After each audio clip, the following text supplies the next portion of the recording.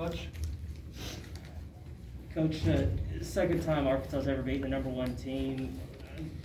What are the emotions, and what was it like after the game, celebrating with the crowd and that whole experience?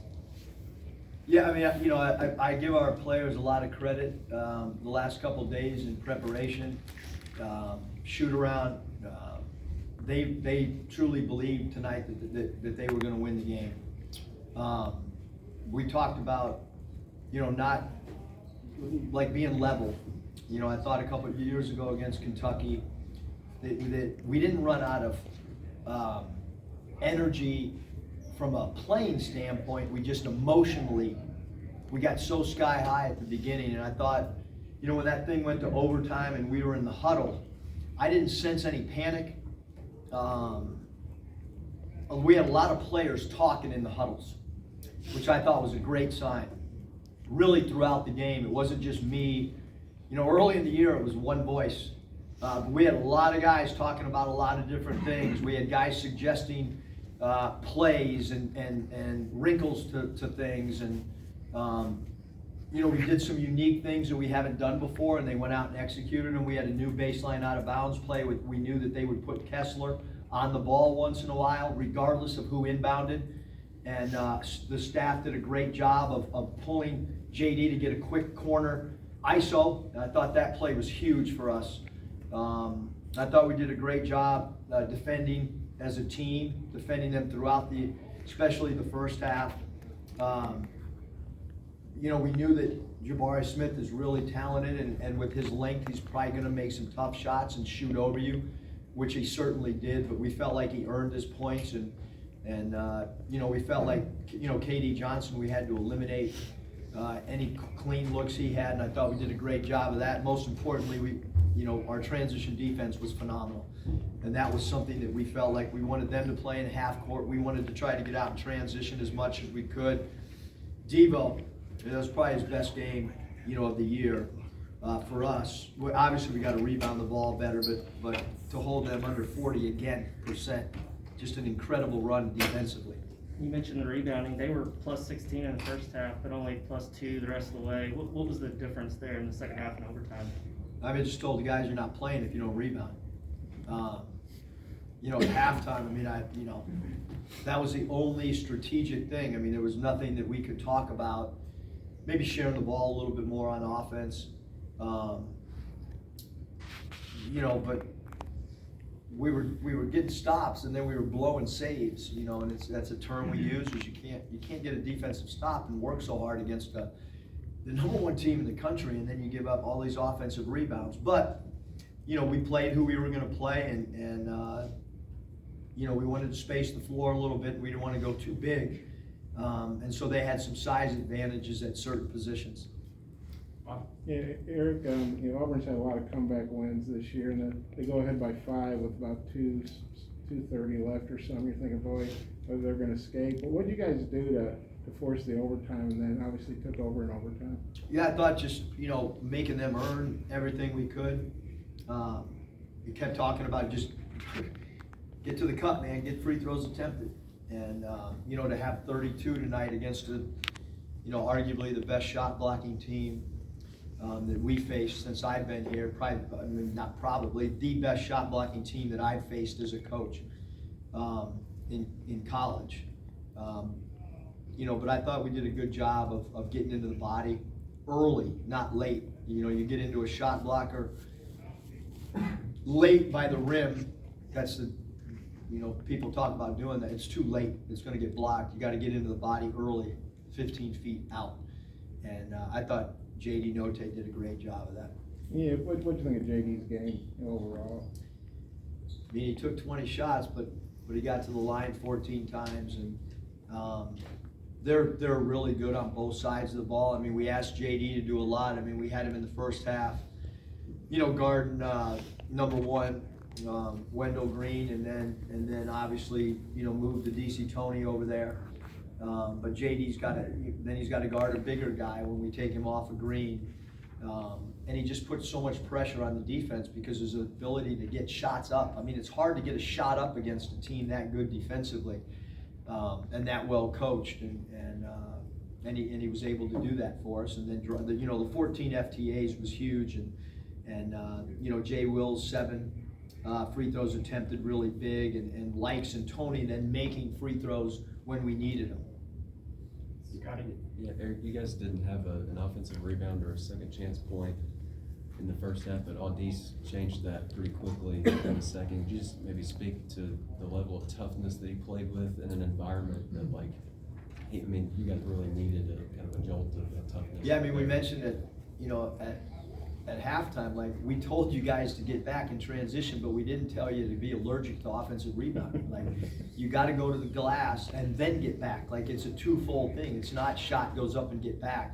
And Adisi's got a nose for the ball, and he's really hard to keep off the offensive glass. And I thought he did a great job. And JD had one in particular that was really, really big offensive rebound for us. So I thought those two guys in particular did a good job in the offensive glass, especially in the second half. Curtis?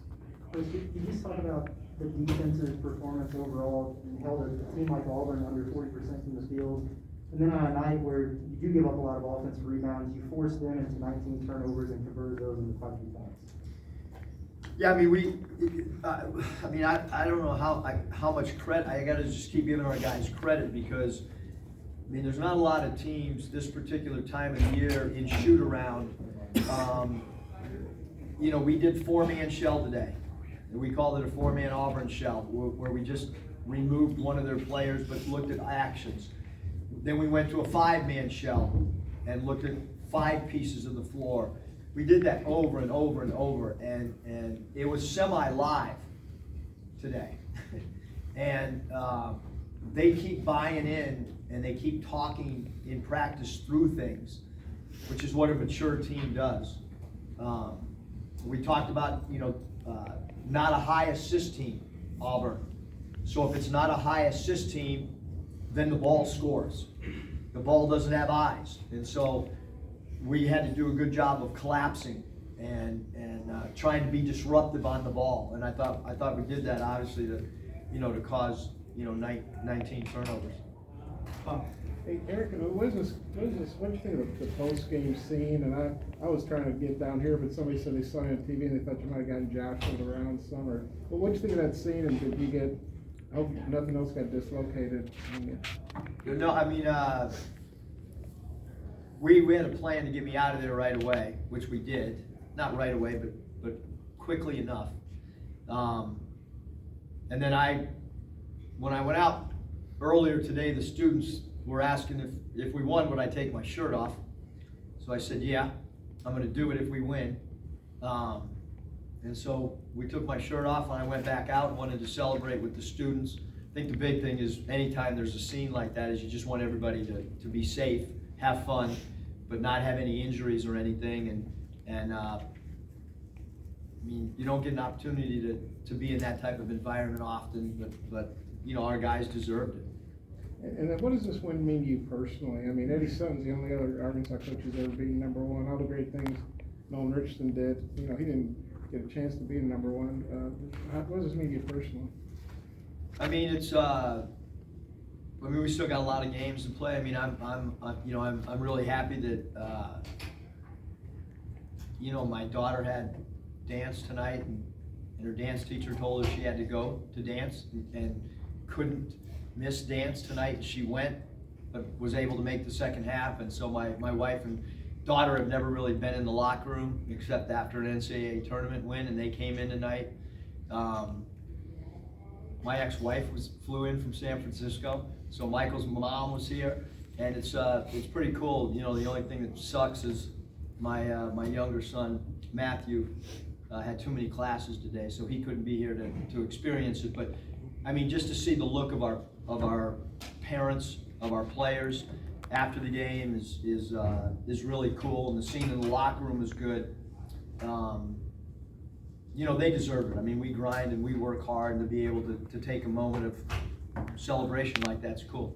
And then your defense was really good again. Auburn, I guess they shot in their 40s. What do you think of the defensive effort against a team with so many skilled guys? Defense was incredible. It's we keep getting better defensively.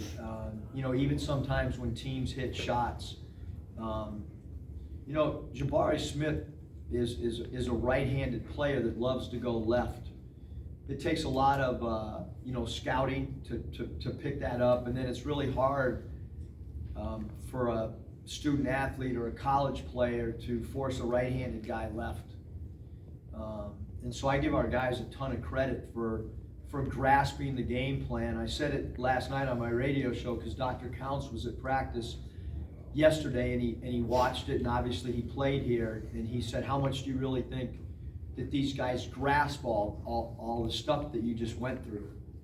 And I told Dr. Counts, surprisingly, this group right now grasps the majority of what we tell them.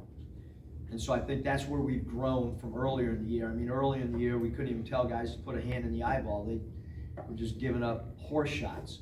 But through repetition, they've bought in and understand, you know, how we have to play right now. CJ, oh, sorry, Ty. Coach, how special is this crowd tonight? The biggest crowd in Mussellman district? Kind of speechless about the crowd, to be honest with you. I mean, the student section, insane. I mean, you can go to basketball games, college basketball games all over the country. You can go for the next 50 years. There's not going to be a crowd that's better than that. There might be crowds close to that, but I doubt it.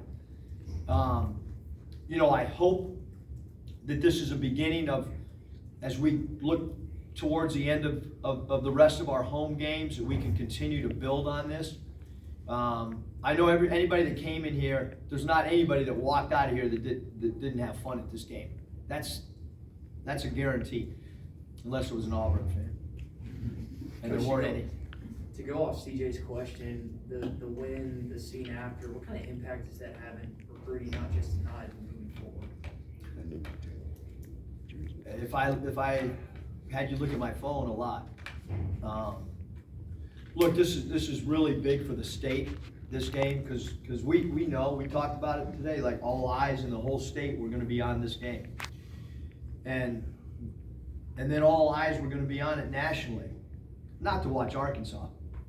They were going to be on it to watch Auburn. We knew that. We're not ranked. We've been overlooked in a 9-game win streak, for sure, nationally, completely overlooked. And tonight, maybe we grabbed a little bit more attention nationally, which is good for our guys.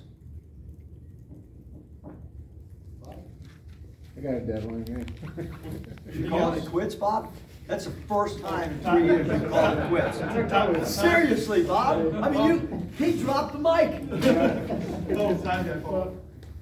Coach, you told Alyssa Lane after the game that you felt like it was a little disrespectful with the Auburn team with dancing on logo. Jalen and JD kind of echoed that same statement. How much do you think that kind of fueled your guys tonight? Yeah, I mean, we have incredible respect for Coach Pearl, for his program. It's an incredible basketball team. But we watched it. It was on video. It was on Twitter. So we watched it before the game. The last thing we did, leaving our locker room, we met at 12.